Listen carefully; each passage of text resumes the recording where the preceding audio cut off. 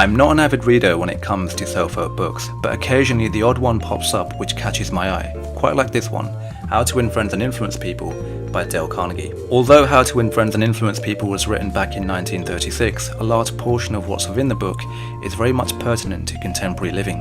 In fact, How to Win Friends and Influence People is one of the most widely read books on this planet, with over 1.5 million copies sold, and it's been translated to over 36 languages.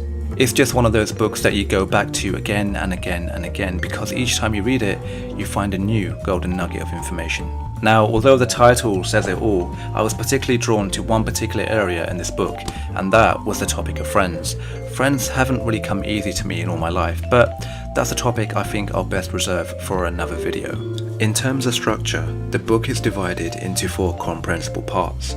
Part 1 is on fundamental techniques in handling people. Part 2 provides 6 ways to make people like you. Part 3 advises on winning people to your way of thinking. And Part 4 is about leadership and winning people with little resentment. Within the 4 parts, there are chapters and principles which Dale Carnegie expands on. Essentially, what you get is an accessible written manual on a variety of useful topics and how best to flourish in them.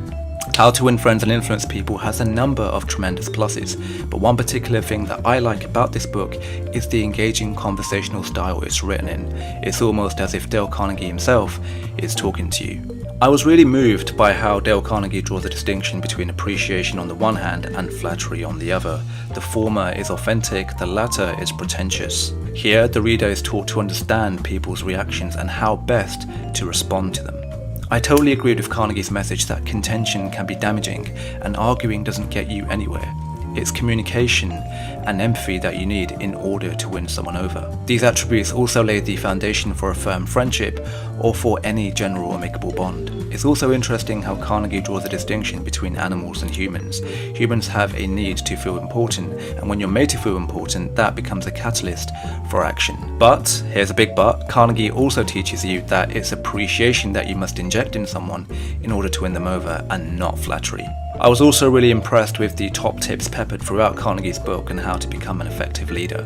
There's plenty of written treasure to help you boost your self-esteem and to help you stand out from others. It all boils down to listening, seeing things from another person's perspective, communicating, and then taking action. Carnegie cites a few clever personal stories in his book. For example, he tells us how he avoided paying higher last-minute rent on a hotel he hired for a business event. Carnegie had a meeting with the hotel manager where he began by looking at the advantages the manager would enjoy. Carnegie then stated the disadvantages, one major one being missing out on free promotion. Put simply, many educated people were attending Carnegie's business event, which meant free promotion for the hotel manager. This would save the hotel manager having to wait for a new client to come by, which he would otherwise spend valuable business time searching, and this would also mess up the timetable already in place. The manager caved into Carnegie's way of thinking and let him keep the venue at a reduced rent. Carnegie emphasizes arousing in someone an eager want. They need to see how they will benefit from you. In the case of the employer, Carnegie tells you how your services and experience should enhance the employer in some way. This advice is gold dust for its time and works wonders in practice. In terms of negatives, I don't really have that much to list because the book in general is exceptional. But I do have one issue, and that's with self-help books in general. That's the use of proverbs and anecdotes to vitalize the reader. Although this is fine in general, it can risk making the work seem unoriginal. Carnegie also puts a lot of emphasis on smiling. I feel like smiling is something we should be doing in general on a daily basis, because that is one way to warm up to others and to make them warm up towards you, because smiling, as we know from experience, can make a good impression on someone. But on the downside, too much smiling can make you look creepy. And one last issue, I promise it's the last issue, is that Carnegie emphasizes remembering people's names too much. Again, experience teaches us that when you remember someone's name, they are more likely to warm up to you and appreciate you in a new light. 4 of my golden quotes from Dale Carnegie are as follows. If you want to gather honey, don't kick over the beehive. The ability to speak is a shortcut to distinction. When dealing with people, let us remember we are not dealing with creatures of logic.